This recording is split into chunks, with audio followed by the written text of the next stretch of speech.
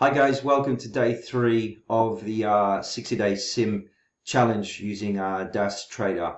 So a good day today. Was really focused on the discipline.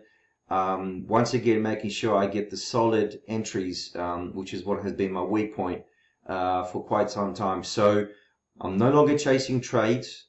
I'm waiting for them to set up, and it is just so much easier. It's so less stressful than what I'm used to.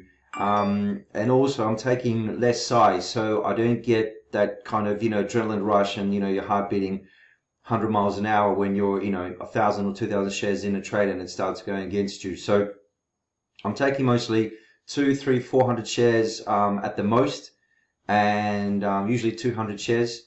And, it's working out well. I have to say I'm actually a little bit surprised. So I want to touch some wood. I don't have any wood, so click on the old clanger here, but hopefully this is the way that it continues, because I can really see this working long term. So what I'm doing is I'm actually sticking to a strategy which is just very technically sound and based on not on fundamental analysis, but on technical analysis that's been around for many years. It's not anything new, but I guess just the way that they're being utilized, and what I'm looking for, and the way that I'm able to trade these is really what's working out. So let me show you. Let's go through today's trade. So I traded, I think 3 or 4 stocks. I'll just pull this up. So I traded Barber. I went short a couple of times, and we'll go through those. I went long as well. I lost a bit on the low flow momentum DRWI. JD, I was a little bit early, but that really fell off the edge of the cliff later on. And Momo as well, $82. So all up just under $495, which for me, in terms of how little pressure I felt, I guess. I mean, this is a simulator. I mean, I can only do so much. I mean, I'm taking the right sizes. I'm using the right setup. Obviously it's not going to replicate the emotions you get with real money, and I'm aware of that. And I know that that's a really key thing that's missing at the moment. But I know that if I can perpetuate getting into that rhythm of, this is the size, this is when you enter, this is when you exit, this is what you look for. Hopefully this will become second nature to me. So when I do start, in 3 months time, live, that will just hopefully, be like a soldier. I'll just go out in the battlefield and I'll do what I was taught. I'm not going to have second thoughts. And really what this is about is just practicing getting into that pattern so it becomes second nature, so that I can spot a good setup quickly. At the moment I'm still learning everything. I'm in second day with DAS, but gotta tell you guys, this thing is freaking quick. I mean, I don't know. Yes, I'm sure you can see these. I've got some hotkeys set up here. I can buy at ask, plus 2 cents. I can sell half at the bid, minus 2 cents. I've set these up myself. I can sell, I can get out, minus 2 cents in the bid. When I short, I can short 2 cents under the bid, cover half at the ask plus 2 cents, or cover all. And this thing is just quick. I mean, really gets you into that position, executes pretty much instantaneously. And, I really like the layout. I really like the fact that I'll be able to tailor most of how it looks.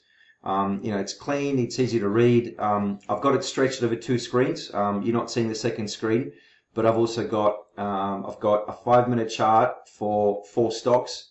And for each of those, I've got the montage, which is the kind of key component of DAS, because that's really where you can, enter your trades. And obviously you have level 2. That's the kind of brain of DAS. So I've got that on a separate screen, and it's so much easier than using TWS, and I'm not bagging TWS because it helped me, get to where I am, and it is a good platform. I'm just not sure that it's so good for day trading where speed of execution is essential. But anyway, let's go through the trades. So let's plot the first one. So what I'll just take this on the other screen, and I'll maximize it. So this is what the trades look like. Let me start off, put in alphabetical or chronological order. So the first trade was Barber. So this was taken pre-market. So I saw this. I saw this on a gap scanner, and really what I use is just a free website. I don't have trade ideas anymore, because I need to save some money because of how much the 3-month simulator cost me, which was $450. for a 3-month simulator session. Plus, I get classes as well, not just on how to use it, but on the actual strategy in the service that I'm currently learning from, and the trader that I'm working. I wouldn't say working with because I'm not at his level, but I'm learning from. So this was $450. Have it for 3 months. And after that, I will most likely, pretty sure, I'm going to stick with DAS, and that's when I'm going to go live. So I don't have trade ideas anymore because that was almost $75, $80 a month, even with a 50% discount that I've got on my blog.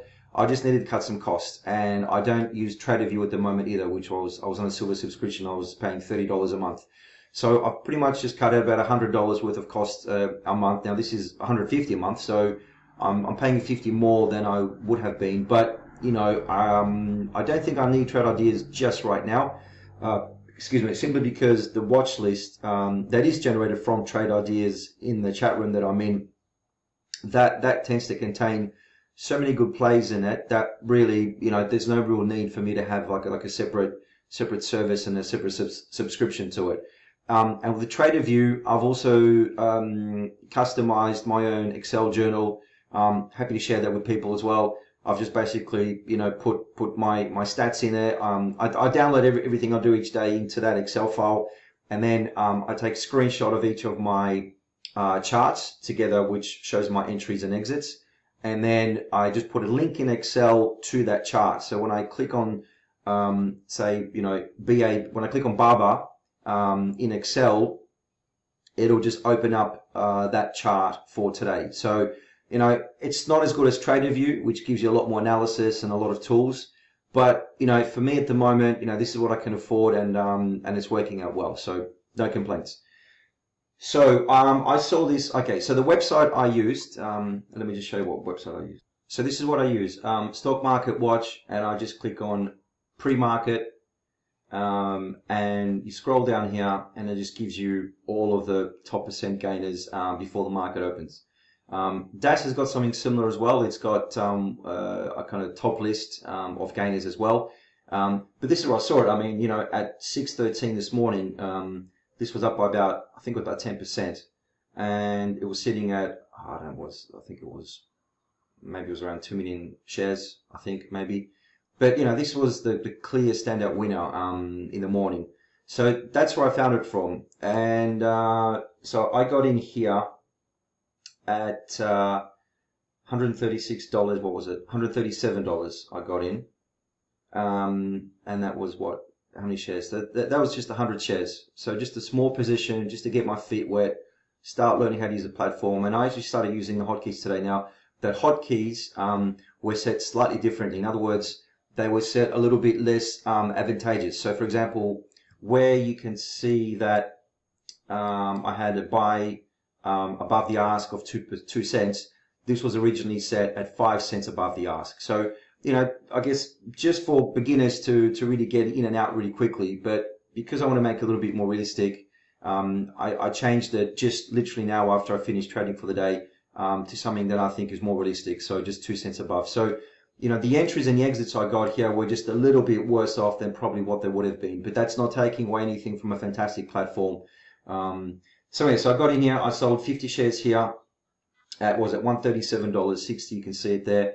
And then I experimented with the hotkeys. For some reason, I thought I was selling, but I went short, which is still fine because there was only 25 shares, and I already held 50 long, so 25 short was really just like selling 25 shares. So that didn't really cause me any concern. And then I sold the rest at 138, which was what I think here somewhere. Now, I kept watching this, so I think I was up about $85 or something pre-market. Now, I waited for the market open. I didn't want to push my luck in terms of just playing around too much with everything. I wanted to wait and wait till market open. But, you know, you can see how strong this is and how strong it was. I mean, this morning, even there, it built a really good kind of base off that, you know, $140. And I was watching here because it couldn't break 140 for about, what's that, from about 6:45 till about, so for almost an hour, it just kept oscillating between, you know, hitting that 140. But, you know, when it took off, I mean, bang, in 5 minutes, it shot up, you know, $2. I mean, 2 points in 5 minutes. I mean, that's, you know, if you take 100 shares on that, that's $200. And it's pretty, I wouldn't say risk-free because, you know, nothing in trading is risk-free, but it's probably as least stressful as you can probably get trading to be, because you're taking small size. It's a stock that's so strong on the day with, with really great revenue news. I think something like, 49% increase on revenues. So, top news. I mean, you can see how it's going up. Institutions are buying this up. It was just going gung ho. The only thing was here, it didn't have so much volume. That was the only little kind of, I mean, I wouldn't say it didn't have much volume because that is still 330,000 shares here. But what I look for is about $300,000 shares in a 5-minute candle. If it has that, then that means to me that it's got good liquidity, and this had it.